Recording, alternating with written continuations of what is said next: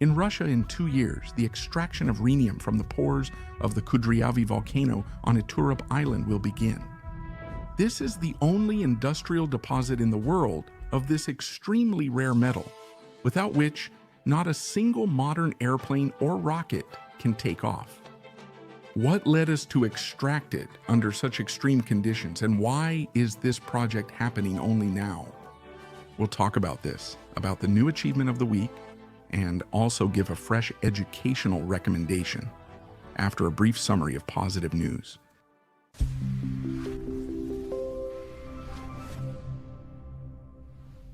More BMP-3S with extra protection have been delivered to the troops. A multifunctional tug rescue vessel was launched at the Okskaya shipyard. Pegas Agro has begun mass producing the Tumen 4 agricultural machine. On the Central Ring Road, truck traffic has been launched in fully unmanned mode. In the Amur region, a unique autoclave facility for processing double refractory gold-bearing ores has been opened, with no analogs in the world. In the Samara region, a new facility for extracting rare earth metals from processed electronic scrap. In Dagestan, a glass melting workshop.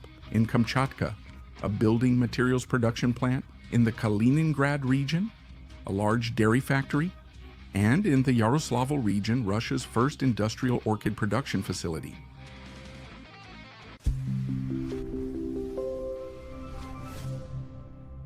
This week, 2 submarines, Komsomolsk na Amure and Ufa, conducted exercises in the Peter the Great Gulf, practicing skills in searching for and attacking a simulated enemy submarine. A little earlier, 2 95 MS strategic missile carriers carried out another patrol over the neutral waters of the Sea of Okhotsk and the Sea of Japan. All this greatly irritates the Japanese, who each time scramble aircraft to monitor the actions of Russian and Chinese forces. Just last year, according to official data, this happened 704 times.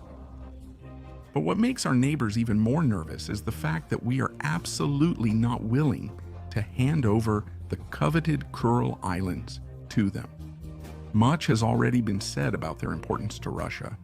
These include vast bioresources, oil, gold, and most importantly, freedom of action for our Pacific Fleet.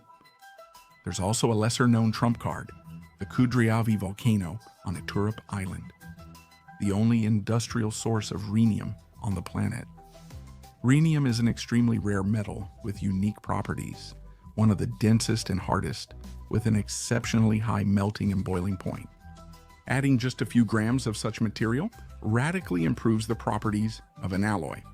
This determined its use in the production of combustion chambers, blades, turbines, and exhaust nozzles of jet engines.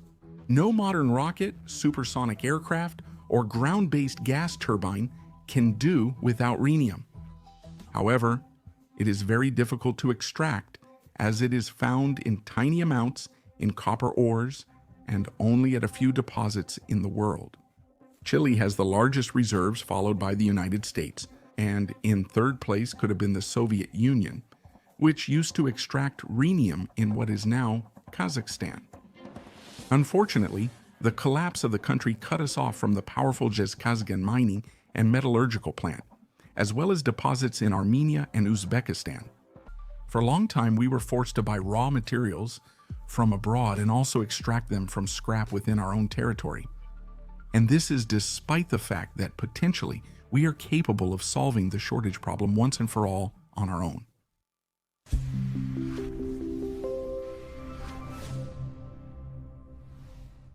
In the early 1990s, Russian scientists discovered that the fumes of the Kudryavy volcano on Iturup Island contain rhenium and other valuable elements. Years of painstaking expedition work and laboratory research made it possible to estimate that the volcano emits at least 20 tons of rhenium into the atmosphere every year. This was a sensation since the entire world consumption does not exceed 60 tons per year. And according to some estimates, Kudryavy can produce much more, which makes us the owner of the largest reserves of this rare element. At the same time, the volcano is called the only industrial source in the world, since rhenium here does not need to be extracted from ore using expensive methods. Nature has already done it for us. But having it doesn't mean extracting it. A whole range of complex technical issues had to be solved, and equipment had to be created that could function in a chemically aggressive environment at temperatures reaching up to 900 degrees Celsius. Extreme expeditions of scientists, experiments, and trials began again. The company Ruski Rheny took on the practical implementation of the project, patented the solution, and is currently working on creating a pilot industrial plant, which, according to the latest information, will be launched in 2 years. But why, having such wealth, have we only now started to address this issue? First of all, it was necessary to develop the technologies, and there were few people willing to invest in such an ambitious but risky project. Until now, we've imported rhenium and used only a few tons per year ourselves. Secondly, in addition to mining on the volcano, there are still logistics issues to solve, meaning the delivery of the obtained concentrate to the mainland, which is not so easy considering the local climate. Thirdly, although this is still just our assumption for now, it is possible that until the very end we did not want to spoil relations with Japan, which is extremely sensitive about any economic activity on the islands. And since we were largely dependent on supplies of Japanese products, this issue was constantly postponed for diplomatic reasons. That makes it more interesting to see what's changed now.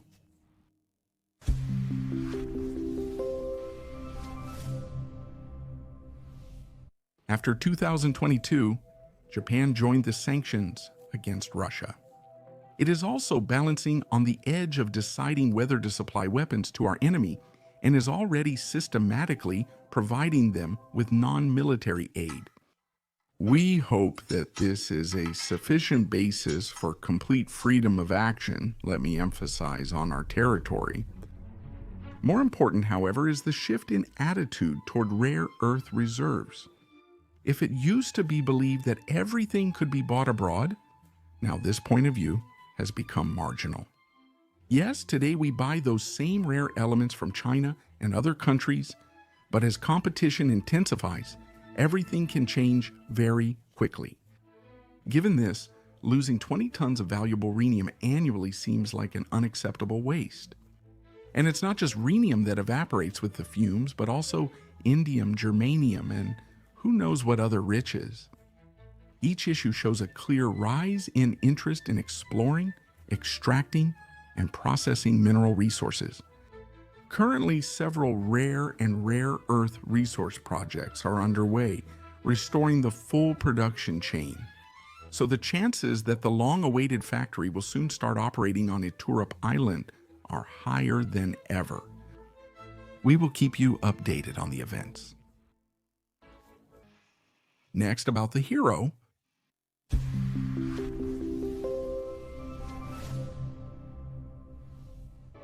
A resident of Kostroma, Andrey Ilyin, as usual, went out for a run along the Volga embankment early in the morning and suddenly saw a man floundering in the water. At first it seemed like it was a diver, but after looking closer, Andrey realized that it was a person in outerwear drowning without making a sound. Without hesitation, the athlete jumped into the water and swam to help. It wasn't easy to pull the victim, who weighed 40 kilograms more than the rescuer, out of the icy river. However, Andrey managed to do it, dragged the man to the shore, and called emergency services. Thanks to his determination and endurance, a human life was saved. For the past 5 years, Andrey Ilyin has been passionate about winter swimming, which helped him build resilience, excellent physical shape, and perform this heroic act. We wish you good health and athletic achievements.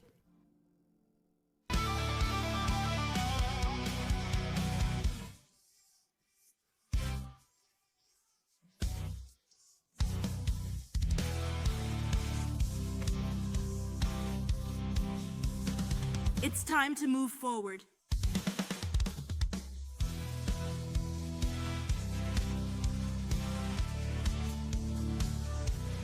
Our time has come. Think, act, move forward.